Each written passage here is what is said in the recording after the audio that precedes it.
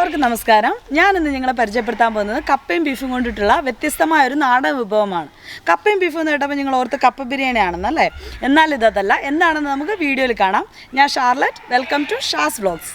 നമ്മളിവിടെ തന്നെ പൊടിച്ച മസാലക്കൂട്ടാണ്. ഇതെല്ലാം കൂടി ഒന്ന് നല്ലതായിട്ട് തിരിഞ്ഞിട്ട് വേണം വെക്കാനും കേട്ടോ. ഞാൻ എൻ്റെ അപ്പൂപ്പനായിട്ട് എനിക്ക് കാണിച്ചു തന്നിട്ടുള്ളതാണ്. ഇതിൻ്റെ മുകളിൽ കപ്പ മാത്രമല്ല ഈ ബീഫിൻ്റെ മുകളിലിട്ട് വയ്ക്കുന്നത്. ഇനി നമുക്കത് വിളമ്പാം.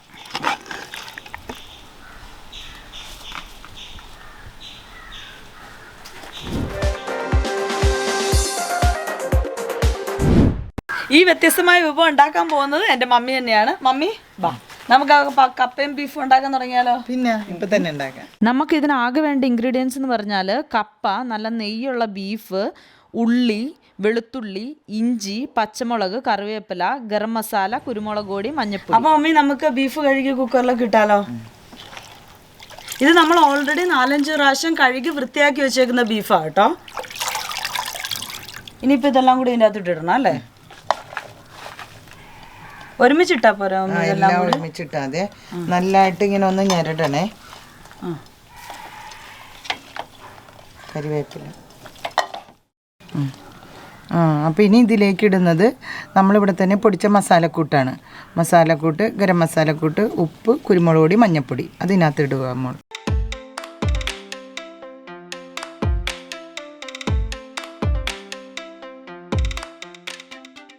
ഇതെല്ലാം കൂടി ഒന്ന് നല്ലതായിട്ട് തിരിഞ്ഞിട്ട് വേണം വെക്കാനും കേട്ടോ.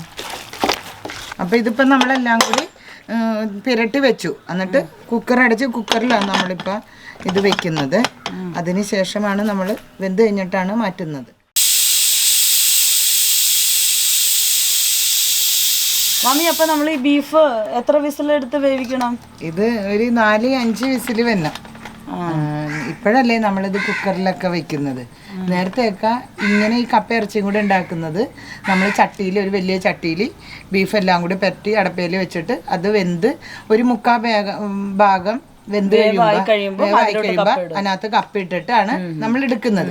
ഇപ്പൊക്കെ എളുപ്പത്തിന് വേണ്ടി നമ്മൾ കുക്കറിൽ ഇത് വെച്ചെടുക്കുന്നത്. അപ്പൊ ഇറച്ചിയുടെ മൂപ്പ് അനുസരിച്ച് നമ്മളിത് വേവിക്കും. 3/4 വേവില് കുക്കർ ബീഫ് നമ്മള് വേവ് മാറ്റിയിട്ട് പിന്നീട് അത് വേറൊരു ചട്ടിയിലോട്ട് ആക്കി ഇടും നമ്മൾ ഈ കുക്കറിൽ നിന്ന് എടുത്ത്.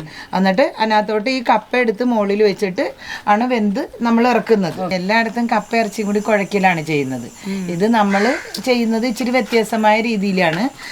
കപ്പ ഇറച്ചിയും കുഴക്കലല്ല, ഇറച്ചിയുടെ മുകളിലേക്ക് ഈ കപ്പ ഇട്ടിട്ട് കുറച്ച് ഇറച്ചിയും കൂടി മുകളിലേക്ക് ചുമ്മാ കോരി വെച്ച് ഒരു വേറെ രീതിയിലാണ്. നമ്മൾ ഈ ബീഫ് മൊത്തം എടുക്കുന്നില്ലല്ലോ? ഇല്ല, ഇതിന്റെ പകുതി എടുക്കുള്ളൂ. വെച്ചപ്പോ ഇങ്ങനെ ഒന്നിച്ച് വെച്ചു എന്നുള്ളു. പകുതി ബീഫ് എടുക്കും. അതായത് 1 കിലോ ബീഫിന് 2 കിലോ കപ്പ മതി. അല്ലാണ്ട് ഒപ്പത്തിനൊപ്പം ഒന്നും വേണ്ട. ഇത് ഞാൻ എൻ്റെ അപ്പൂപ്പനായിട്ട് എനിക്ക് കാണിച്ചു തന്നിട്ടുള്ളതാണ്. ഇതിൻ്റെ മുകളിൽ കപ്പ മാത്രമല്ല ഈ ബീഫിൻ്റെ മുകളിലിട്ട് വയ്ക്കുന്നത്. പീച്ചിങ് എന്നും പറഞ്ഞ് ഒരു സാധനമുണ്ട്. പീച്ചിങ് ഇടുക, വെണ്ടയ്ക്ക ഇടുക, കാച്ചിലിടുക, പിന്നെ ചേമ്പൂത്ത് ഇടുക. ഇതൊക്കെ നെയ്യുള്ള കുറച്ച് ബീഫായിരിക്കണം. അപ്പം അതൊക്കെ ഇട്ട് വെച്ച് കഴിക്കുമ്പോൾ നല്ല ടേസ്റ്റാണ്. നെയ്യ് ഇച്ചിരി നെയ്യുള്ള ഇറച്ചി ആയിരിക്കണമെന്ന് മാത്രം. അപ്പോൾ മമ്മി, നമ്മൾ ഇതിൻ്റെ അകത്തോട്ട് ഇനിയിപ്പോൾ കപ്പ ഇടുവാണ്. കപ്പ ഇടുക മോളെ. കപ്പ ഇങ്ങനെ വെള്ളത്തോടെ വേണം ഇറച്ചിയല്ലേ, എന്നാലേ ഈ കപ്പക്കല്ല നെയ്യും ടേസ്റ്റും എല്ലാം പിടിക്കത്തുള്ളൂ നമ്മളെ.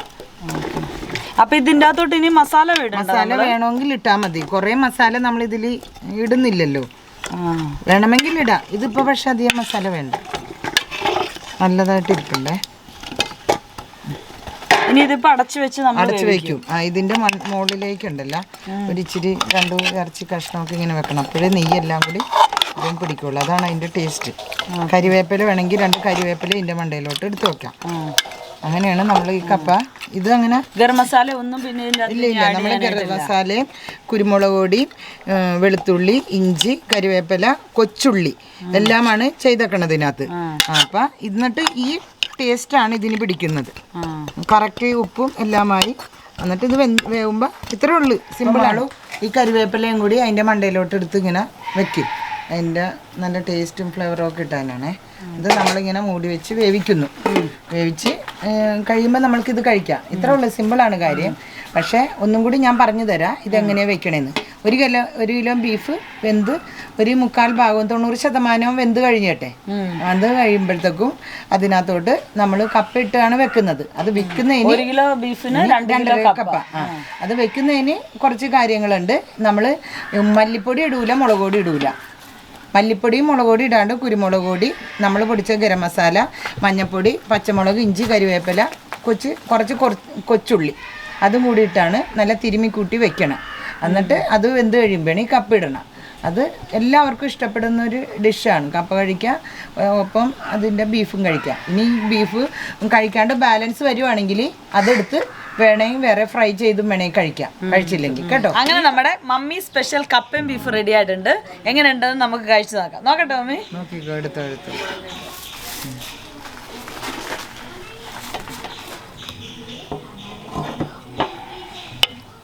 ഇനി നമുക്കത് വിളമ്പാം.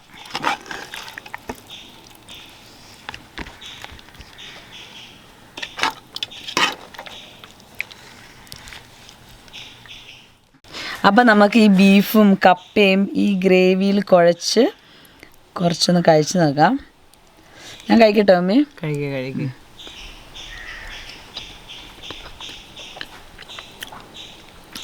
ഒരു രക്ഷയില്ല. നിങ്ങൾ ശരിക്കും ഇതൊന്ന് ഉണ്ടാക്കി നോക്കേണ്ട ഒരു വിഭവം തന്നെയാണ്.